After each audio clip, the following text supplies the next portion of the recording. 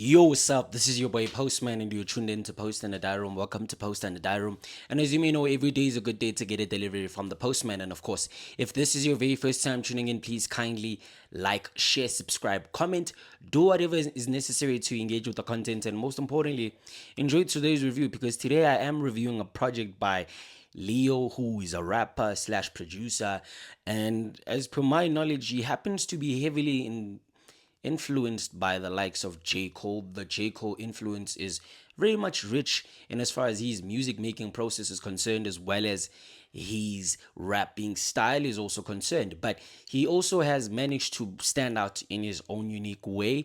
But in the instance of me liking J. Cole's music, I then found it fit to then review such an artist of his caliber. And for the sake of this review, I hope you enjoy it. Leo is basically a rapper who just hails from the outskirts or the inner depths of Pretoria, and he is a producer and a rapper at the same time. Now, in South African hip hop, we don't really have a lot of those, and in the interest of Leo, especially on the mainstream side of things, he has been active since 2019, if I'm not mistaken, and he has received nods from persons of interest such as Fred Kayembe, who is notably known as Fred Mercury. Media publications such as Hype Beast Africa, as well as Hype Magazine.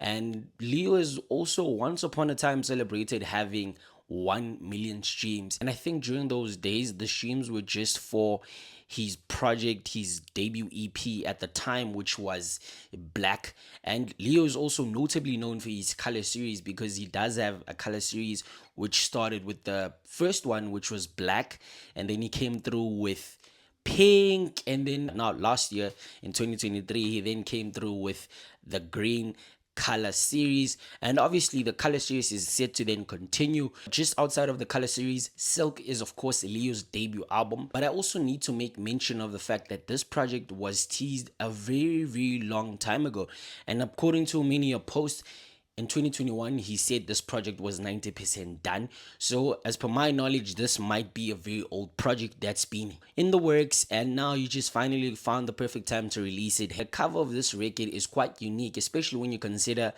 the minimalistic text cover arts that Leo has obviously gone for during the course of his EP during the years. And now in this particular project, or for this particular project, came through with a whole different type of album cover art where it now shows his face.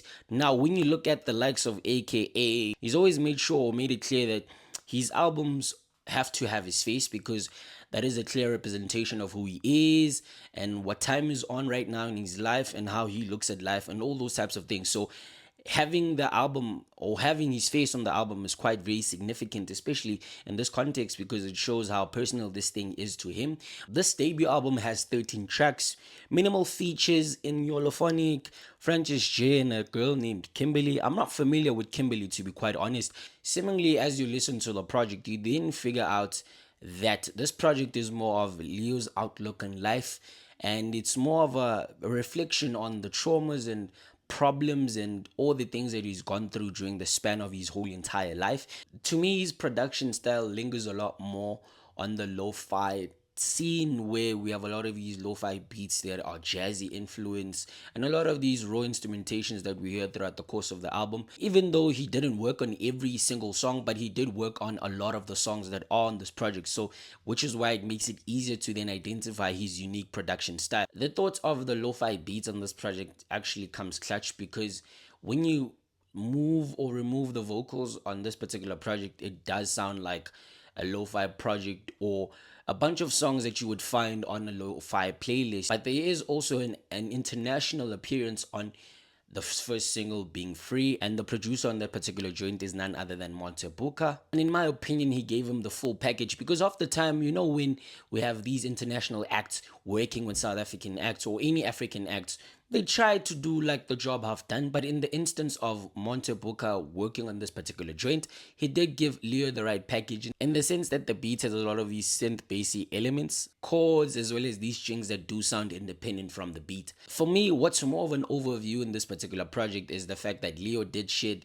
some light on how unimpressed he is with the average crop of artists in the game right now. He also did mention his disdain for a lot of these slithering people and snakes in the industry, like the people that are just conniving, and he's basically making it clear that he's not a fan of those types of people and he just doesn't want them around him. But what I also did take note of is the fact that Leo did at one moment during the course of the lesson take account of the fact that he now needs to be out there a lot more and also socialize with the relevant people. On the song Imagine That, which happens to be one of my favorite songs on this particular project, I like the beats on that joint.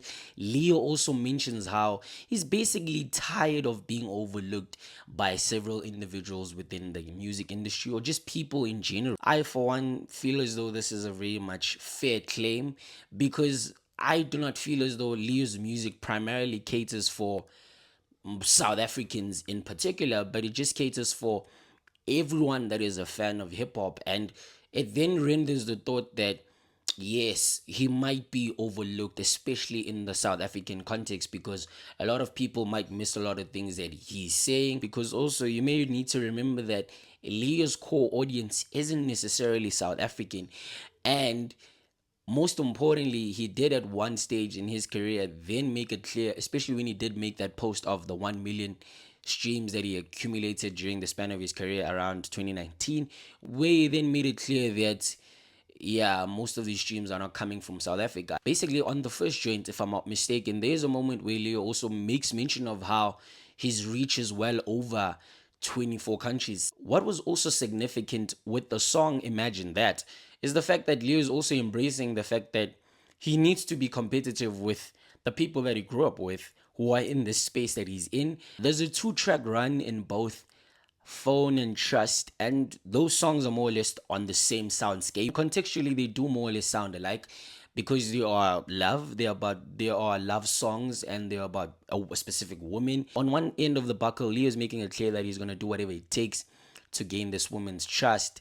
And yeah, he's basically like telling her how he actually feels and how he's basically always gonna go far and beyond for her to trust her. And in summary, what Leo's basically doing with this joint is that he's making it clear to this girl that he's very intentional about their relationship. While on the other end, his verse was more or less reassuring. He then came through with the singing, and his verse was reassuring in the sense that when you actually listen to it, it's very much on par with the contribution that was made by Kimberly herself. Some of my favorite beats on this project are Imagine That, as well as that boom bap influenced Clueless beat. I thought that was a very, very tough ass beat. I mean, I'll actually take it when somebody actually comes out and says I'm talking shit out of my ass and whatever I'm actually saying right now doesn't make sense.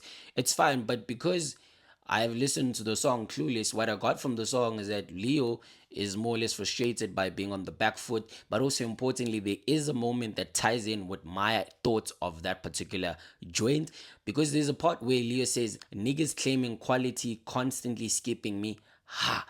I mean, make what you will of that statement. My outright favorite song on this particular project would have to be Friday. I felt as though Leo and Francis J shared a lot of chemistry on that joint. That's probably the best verse on this particular project because there it was like, yeah, Leo came through with just him straight cutting in, and there was no funny business, there was no goofy antics leading up to his verse. He just came right on and it was very much in tune with the bounce of the song. This album sounds very much safe to me. Yes, it's very much sonically cohesive, but contextually or narratively, it's something different. And if the cohesion was something that he was gunning for, it's something that I didn't hear throughout the course of the project, and it's something that I may have missed if it's there. But it's very much safe, and it has a lot of these monotonous instances.